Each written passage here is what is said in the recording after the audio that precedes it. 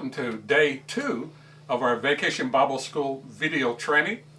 Today's lesson is Jesus, the Perfect Priest. As we begin this lesson, there are 3 very important ideas that your kids need to kind of grasp onto before they can understand the ideal of a priest. Those 3 ideas are the ideal of sin, the holiness of God, and the ideal of sacrifice. First of all, sin. Notice here that we have defined sin not simply as things that you do, but as a condition that we have. I often use the illustration of flu. You know, when people have the flu, there are many different symptoms. You may have fever, you may have coughing, you may have aches, you may not be able to sleep well. There are many different symptoms of flu, but the same virus. Well, it's the same way with sin. We all have sin on the inside. It is a spiritual sickness. Now that sickness comes out in many different symptoms. It may come out in pride. It may come out in stealing. It may come out in murder. It may come out in prejudice. But it all comes from the same source, sin. And we all are sinners. The second is the ideal of the holiness of God. Now, we could spend weeks talking about the holiness of God, let alone just a few moments. But for today's purpose, I have defined it as the absolute holiness, the absolute purity of God.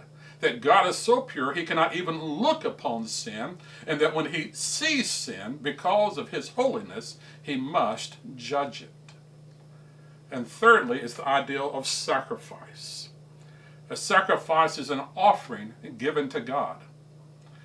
And the main ideal I want your class to know about sacrifice is this. It is a substitute. Now we all know what a substitute is. It's someone who takes the place of someone else. A substitute teacher is someone who takes the place of a regular teacher. If you're playing sports, if you sub in for someone else, you are their substitute that you play in their place. Once those 3 ideals are captured by your children, next is the ideal of a priest. And here I have used the literal definition, meaning a bridge. A priest is a bridge between sinful people and a holy God.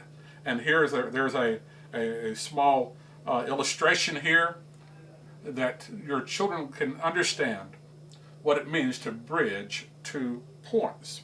And then we get into the idea of Jesus, the perfect sacrifice. Why is Jesus the perfect sacrifice? Because he gave a sacrifice that was completely sinless and needed to be offered only one time. Throughout the Old Testament, priests had to offer many sacrifices, year after year after year. In fact, they had to offer daily sacrifices for themselves.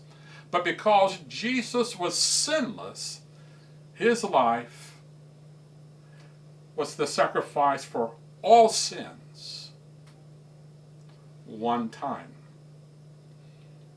But our Lord's priesthood does not end there.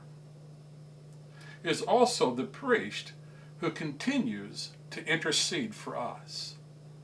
He is at the right hand of the Father, praying for his church. And at the conclusion of day's 2 lesson, you'll have an opportunity to talk about what Jesus may be praying for our church. And I encourage you there to have your children pray for our church as they conclude day 2. Well, again, as always, thank you for teaching. Every blessing to you.